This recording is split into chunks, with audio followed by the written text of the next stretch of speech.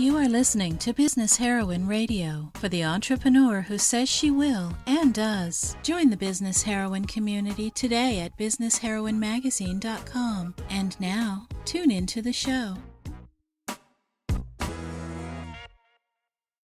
Hello and welcome. I'm Ann Perry, founder of Business Heroine, and oh my gosh, I'm so excited for you to meet our gorgeous January cover girl, Lisa Nichols. And you probably know Lisa Nichols as one of the world's most requested motivational speakers around. She's a media personality and a corporate CEO whose global platform has reached and served nearly 30 million people. So Lisa went from struggling single mom on public assistance to a millionaire entrepreneur, and really her courage and determination has inspired fans worldwide and helped countless audiences break through to discover their own untapped talents and infinite potential. She's the founder and CEO of Motivating the Masses Incorporated, which is one of the country's only publicly traded personal and business development training companies. She's the best-selling author of 7 books and a noted media personality who's appeared on Oprah, The Today Show, The Steve Harvey Show, and Extra, just to name a few. So Lisa's truly a master at teaching people on how to accomplish unfathomable goals and tap their limitless potential. And here she is with us at Business Heroine. Lisa, thank you so much for joining us. Oh, I'm so excited to be with you. I mean, this has been something that I have been looking forward to. Thank you for reaching out and asking me to serve the honor of being on the cover and what that means. You know, when you look up, when I looked up 20 years ago, the woman I wanted to become, it really was producing a body of service and work that would beckon this type of honor. So thank you. Oh my gosh, it's so my honor. And I actually want to talk about that. I would love to start there. I mean, you transformed your life from public assistance for your family to leading a multi-million-dollar enterprise. I mean, give us a glimpse of the past and the journey to here. Bumpy. What I love about the journey is that it's so incredibly normal. It's just the normal we don't know about. Like I'm that kid that I never got more than a higher grade than a C in school for 12 years, a C plus. Let me get my plus. Own the plus, yeah. Own the plus, girl. And so I never got anything greater than a C plus in school. And in my freshman year of college, my English professor said that I was, quote unquote, the weakest writer she had ever met in her entire life. And that same year, my speech teacher said, Miss Nichols, I recommend you never speak in public, that you get a desk job. Wow. And then to add to that, my freshman year was my senior year because I got kicked out of college for lack of funds, and my parents couldn't afford to keep me in school. And so it started bumpy, but I didn't even know it was bumpy because I was always in financial struggle. So that was just one more thing. And when I had my son at 28, I hit a place that I didn't know was rock bottom until I hit. In order to have my son, I had to get on government assistance. Being born and raised in South Central Los Angeles, living between the Harlem Crip 30 gangs and the Rolling 60 gangs, people on government assistance was very natural and normal to me, but I knew very early on I did not want to be one of them. And so when I found myself at 28 standing in the government assistance line on Century Boulevard near LAX airport, I was traumatized. I was traumatized by my own circumstance. I was shamed. I was embarrassed. I was angry at me. Here I am pregnant, not married, and about to get on government's assistance. I am more than the sum total of my life experiences, I kept saying. And then I had to get on WIC, Women, Infant, and Children, and get free cheese and free pasta and free milk to feed Jelani. While I was embarrassed to do so, I was grateful that they had such programs available. And so I found myself broke and broken. And I tell you, Ann, if I have to be broke or broken, I would prefer broke all day long, because you just have to figure out how to make money. But if you're broken, you have to figure out how to get the will to get up, to go and do something with your life to generate revenue. And I was both. I was broke and broken. And it just kind of all stopped. I felt like my life hit slow motion when the day that and you probably have heard me share this story before, not for a lack of stories to share with you, but when you ask where I come from, it will always be the same place. I tell people no matter where I end up, I'm always from that same place. And so I wear it with a badge of honor, that the further and further I get from there, the more drastically I transform my life. It just makes the story sweeter to hear and tell, because it's a true story. I sat one day and I realized that I didn't have Pampers for my son, and this particularly is the turning point for me. And it wasn't the turning point. Let me not misrepresent that, because I didn't turn at all that day. I was stuck that day, but it was the day that I got sick and tired of being stuck. So it wasn't a turning point. Let me be very clear, very honest, very transparent. It just was a day I felt every level of my choices in a very painful way, and I was done with the suffering. I was done with the suffering conversation. And that day came when I had run out of Pampers, and I went to the ATM to get money to get Pampers, and it said insufficient funds, and it said your balance is $11.42. And I went home and I had to wrap my 8-month-old son Jelani in a towel. And I wrapped Jelani in a towel, and I changed the towel every hour or two, and I wrapped him in a towel for 2 days. And on the second day, and he was lying with his back on the couch. I'd never forget it. And I had my hand over on his stomach and tears streaming down my face. I looked at my baby boy and I said, "Don't worry, Jelani. Mommy will never be this broke again." And I just, when I said it, I meant it. I was done. I didn't know the how, and I didn't know the when. I didn't know the with whom. I didn't know the GPS. I just start walking due north. I mean, I'm just walking due north. There's something. If nothing else, and when I walk due north, I won't be south. That was sort of how I did it. And so, when I go back to saying, I'm ordinary. I'm an ordinary woman who chose to make daily extraordinary decisions. Goosebumps. Wow. That's profound. And, I love what you said about it was bumpy, but you didn't even know it was bumpy because it was normal. Yes. Like, that's so huge. There's so many. Yeah. And so I'm curious. So that was the moment, maybe not the external turning point, but the moment where, looking back, it was like there was an internal shift, an internal turning point. Like, I will never be this broke again. And you're promising your baby. And so when you reflect back on all your successes, I'm curious if you can pinpoint the moment where you were like, holy crap, it's happening. I'm making it. Like, I can't believe this is my life. Pinch me. Am I dreaming? Do you have any moments like that? Yeah, just a few. They came in monumental moments, sitting next to Oprah and watching the joy in her eyes as she says my name. Wow. Yeah. Sitting across from Larry King as he acknowledges my spiritual growth and awareness, and I could tell that he was talking to me as a woman and not a host.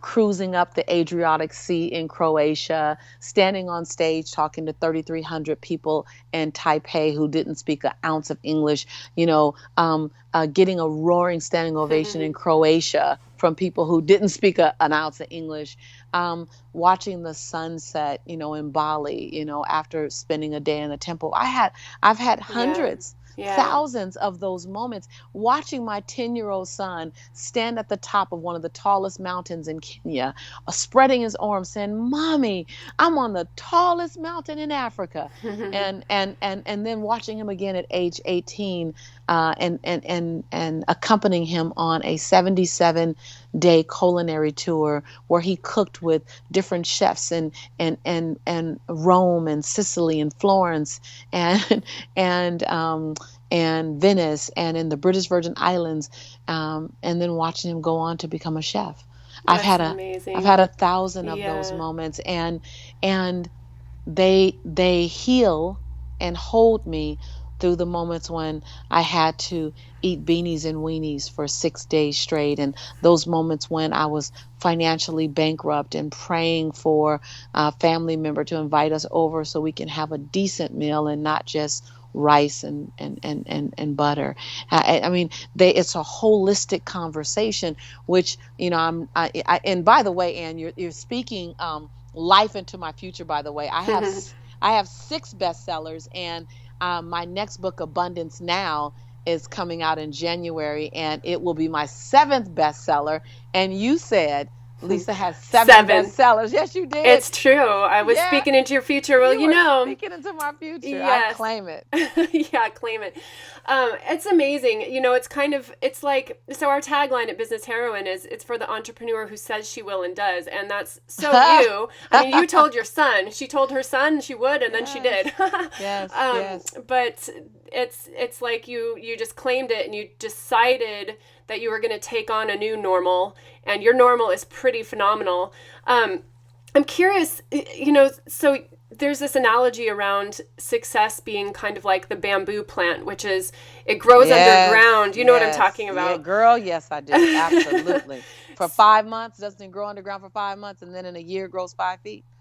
I don't know. I have my bamboo statistics all off. I thought it was like underground for years, and then it like can grow a foot a day. I don't know. We're gonna have to Google that. I might have been talking about the cactus. So I think the cactus and the bamboo are in the same family. They're cousins, and so tell me about the bamboo's growth, because I'm sure it's a truth. Tell me. Yeah, don't know the exact details of the bamboo's growth, but it's something like this plant is underground for years and years and years, and like this little sprout is there like growing through the soil, slow, and then as soon as it breaks through the soil, it grows way fast, and it just shoots up, like we've seen how tall bamboo grows, and it grows fast. Right. So it's kind of like, you know, we hear the phrase an overnight success, 10 years in the making kind of thing. I'm just, you know, for the business heroines who are listening, who are, you know, somewhere along the journey between maybe having to wrap their baby in a towel and then, you know, standing ovations and sitting across Oprah. I don't know, any just insights around that whole process of the journey of creating your life, a whole new possibility. Yeah, absolutely. If I can share just a few points that I found were very key to me and critical and made a big difference in my life. And number one was I began to celebrate my micro wins and not just wait for my macro wins. Mm-hmm.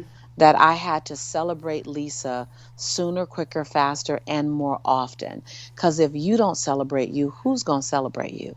If you're not your biggest cheerleader, who's going to be your biggest cheerleader? You are your biggest cheerleader. So that's number one. And number two is to make decisions. And this is something that as a woman, we really have to be mindful of.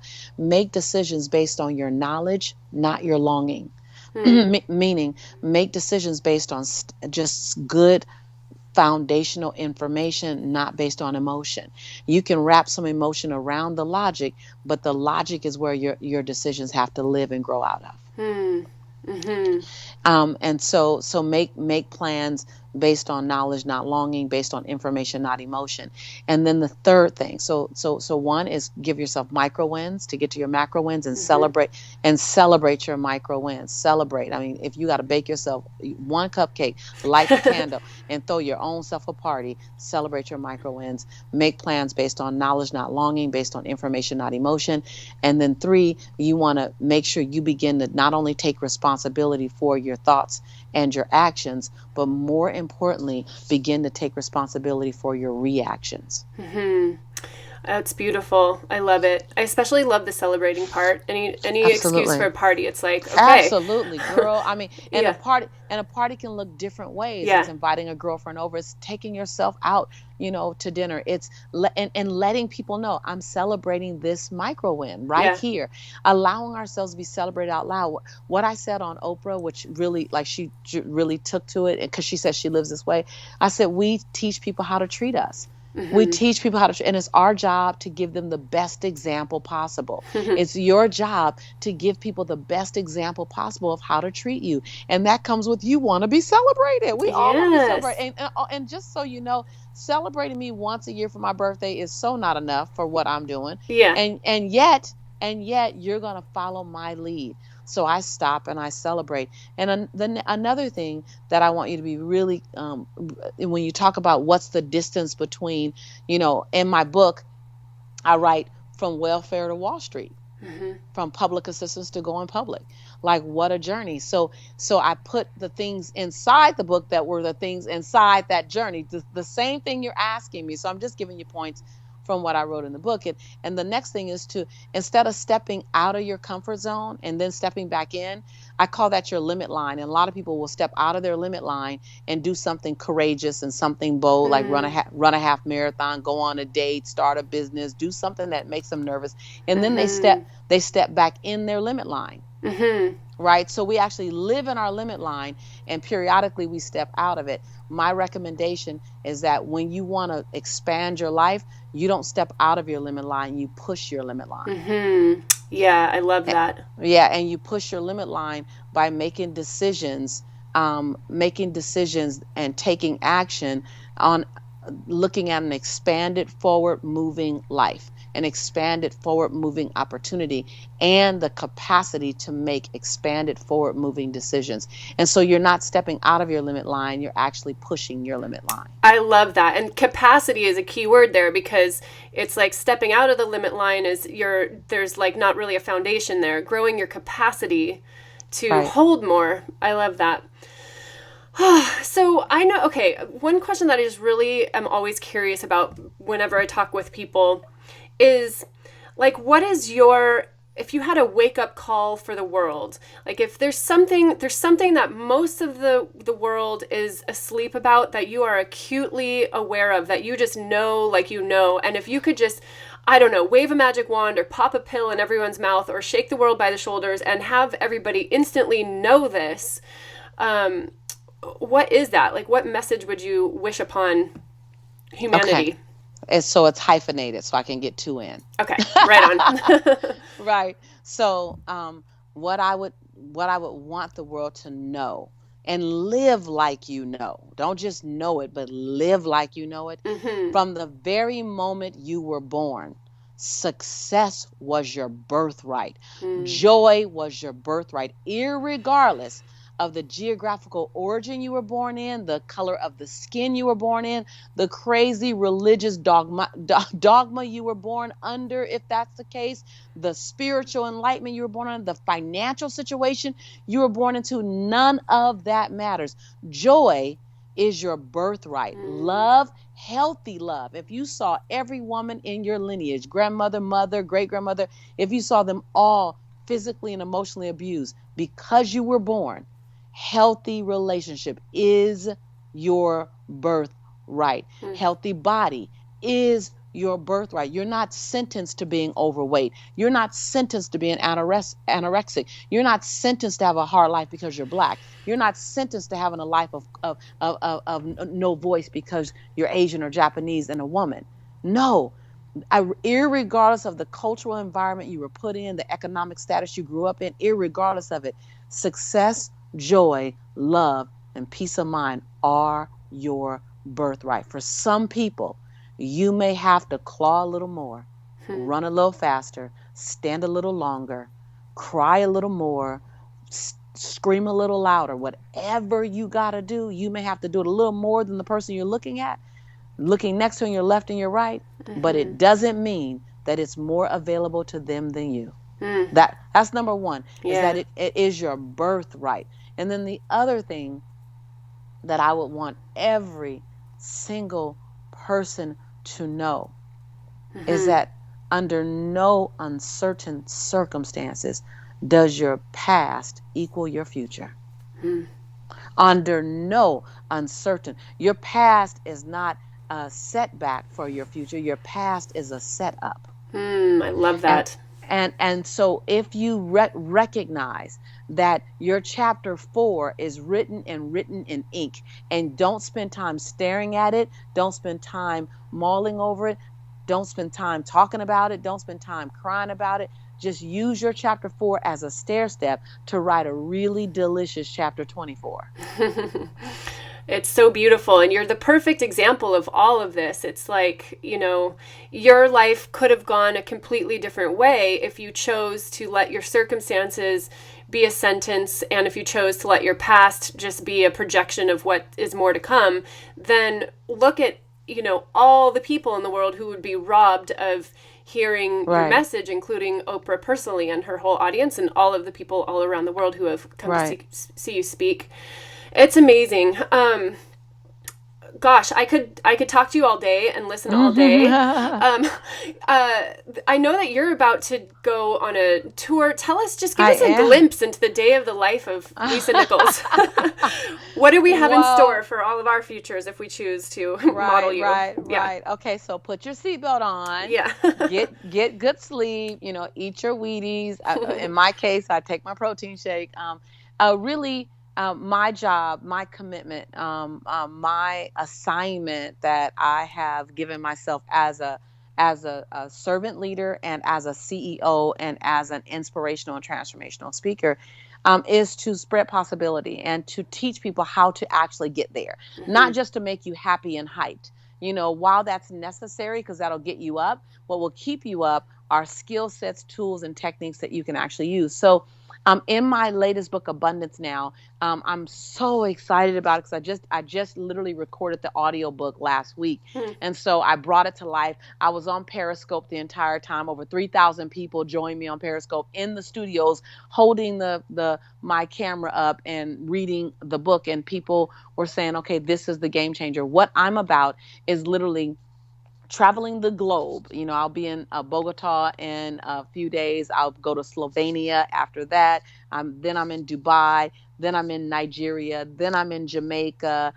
So it is global touch, global exchange, teaching that abundance isn't for some people, it's for everyone.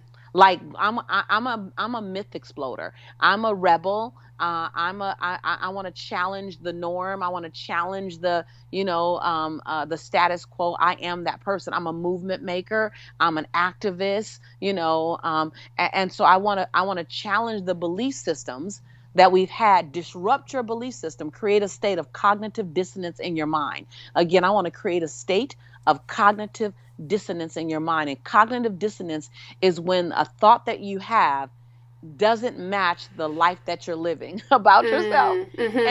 And your mind is going, wait. We're not living in abundance. And then if you think it enough, I'm an abundant thinker. I'm an abundant person. I have an abundant life. Then your behaviors will begin to move towards your thoughts. So I'm all for creating disruption in people's mind, anything that's lacking, limiting, and they have to decide what that is. And so I'll be doing that. When the book comes out on January 5, I'll be in New York. And just to give you a week in my world, January 4th, 5th, and 6th, I will deliver to around about 26 million people a conversation around redefining the new definition of abundance. It's not for some people, it's for everyone. It's not for then, it's for now. Like abundance isn't something I chase. Abundance is something I expand. Wow. Like just having that shift, you go, whoa. So then on the 7th, I'm in Chicago speaking that message. On the 8th, I'm in DC speaking that message. And then I come to LA and I do an entire tour. So in 30 days, I will literally touch about 17 cities and 2 countries and over about 80 million people with the conversation. And then what I do is I invite people to have a deep dive. So they just saw me on television. So I invite them for a deep dive. I love deep dives. And so I invite them to join me maybe online and we have a conversation. It'll be free maybe. And then they can join after that if they want to do an 8-week something and I go a little dot, and then I always culminate to come be with me, because something happens when you're heart to heart, soul to soul, belly to belly, heart to heart. And so I invite them to come and be with me. And literally, I do that cycle over and over again. I go out, I shake the trees, I agitate people, I disrupt what they know. If you look at me on YouTube or on Facebook, there's a 3-minute and 28-second video of me on Steve Harvey that someone else posted. I didn't even post it. That's gotten over 18 million views and been shared over 810,000 times. And really, it happens without me, because I push the thought process. I challenge where we are in a loving kind of big sister way, maybe. You know what I mean? It's like, look, I love you, but you need to hear, I love you so much, I'm willing to tell you this in the spirit of carefrontation, not confrontation. You are bigger than your decisions. You are bigger than your life experiences. You are more brilliant than you could ever imagine. And don't you dare leave this planet. Don't you dare leave this planet without giving me your best, because your best isn't for you. Your best is designed to help rescue me. Oh my goodness. And we love that challenge as a people. Yeah. We love that. You say, Ann, don't let me off the hook of my greatness. Right. Don't you dare, Lisa, let me off the hook of if you see something in me that I'm not serving to the world, please lovingly let me know. Call me on it. Check me. Pull my coattail. Tell me that I don't want to leave this planet with my brilliance still in me. I don't want to leave this planet with my contribution still in me. Please help me pull this out. And that's what I do. Yeah. Oh my gosh. Well, I can just hear all the heroines listening and go with a bunch of amens and hell yeahs. And I love this. You said the word disrupt like numerous times, and I love it. It's like disrupting what is limiting, disrupting it, like pattern interrupt, like no. Yes. I love it. It's awesome. Like, listen, if I'm comfortable in complacency, please make me uncomfortable. Yeah.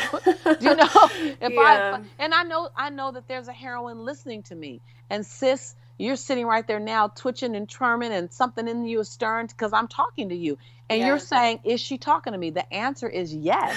Hell yes, I'm talking to you. Why? Because I'm your sister. I know what it's like. I knew what it was like in 1994 to look in the mirror and see that I'm serving the world maybe 40% of my brilliance, my greatness, that nothing in my physical life around me was a reflection of who I knew myself to be.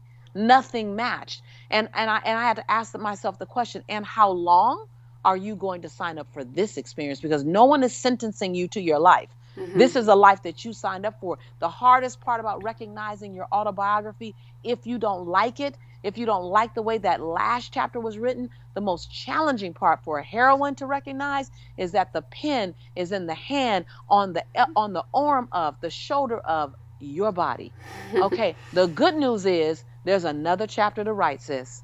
How you gonna write your next? I've written some miserable chapters full of drama and chaos, hurt, crying, brokenness. I have written those. I signed up for them. I designed them. I lowered my bar when he couldn't reach my bar. Out of loneliness, I lowered the bar.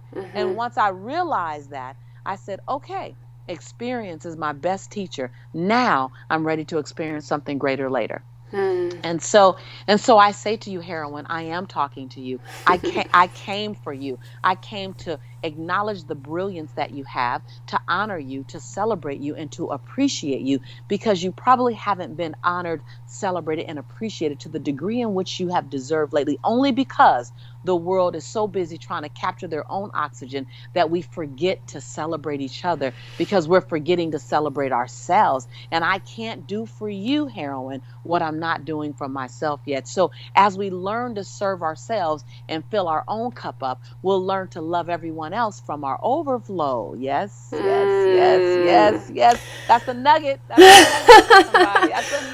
I have to take off my sweater. It's getting hot in here. If you just walk away with that, when you fill your own cup up, sis, then you don't have to worry about giving people what you need. You begin to love them, honor them, acknowledge them from your overflow. See, we're going to wrap up here soon, because that's the length of your interview. We're not wrapping up because that's the degree of my capacity to give to you, because I'm serving you from my overflow. Everything I give you right now is from my saucer, not my cup. Woo! I'm just saying. Oh my gosh, I like don't even know what to say except amen. I just love it. So, Right.